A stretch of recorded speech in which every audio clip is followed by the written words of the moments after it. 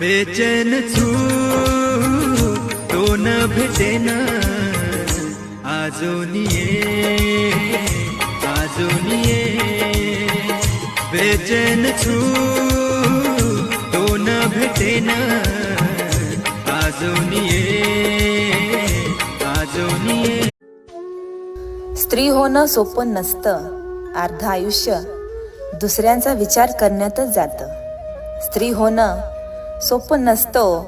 खूप काही बोलायचं असतं, सांगायचं असतं, पण अर्ध आयुष्य मात्र दुसऱ्यांची बोलणी राशीच तापर प्रेम सासीच दल्ल देन डेके दल्ल दिवानो